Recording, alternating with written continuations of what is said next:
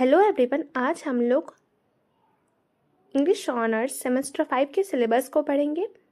सबसे पहले हम लोग बात करते हैं एमजेसी 8 और एमजेसी 9 की, जहां हम 18th सेंचुरी के रीजन से लेकर रोमांटिसिज्म की इमेजिनेशन तक का सफ़र तय करेंगे।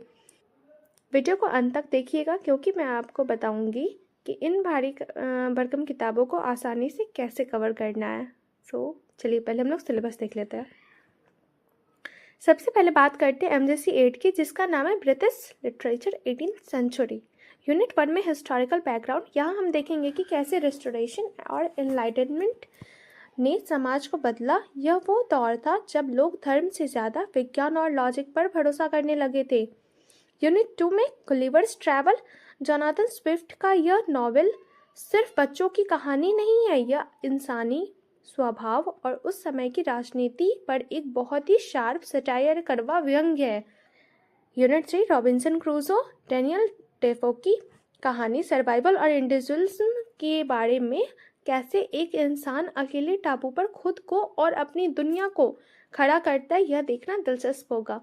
यूनिट 4 में थॉमस ग्रे। इनकी कविता elegy written in a country churchyard आपको इमोशनल कर देगी। यह कविता महलों के राजाओं के बारे में नहीं बल्कि उन आम लोगों के बारे में जो गुमनामी में मर गए। हमारा एमजेसी 8 का टॉपिक्स कवर्ड हो चुका है। Now MJC 9 the romantic revolution.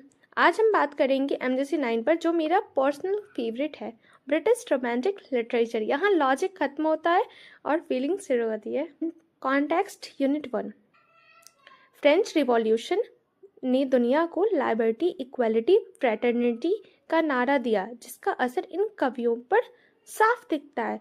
The poets unit 2 and unit 3 में हम लोग विलियम ब्लेक की कविताओं में आपको लैम की मासूमियत और टाइगर की शक्ति दोनों मिलेगी। विलियम वर्ड्सवर्थ हमें सिखाएंगे कि नेचर ही सबसे बड़ी टीचर है। एंड जॉन किट्स और पीवी सैली की ओड संबोधन गीत में हमें सुंदरता और आज़ादी की एक नई परिभाषा देंगे।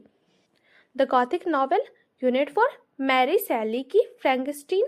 यह दुनिया का पहला साइंस फिक्शन माना जाता है, एक ऐसा डॉक्टर जो एक मॉन्स्टर बना देता है। यह कहानी पढ़ते वक्त रोंगटे खड़े हो जाएंगे आप लोग के।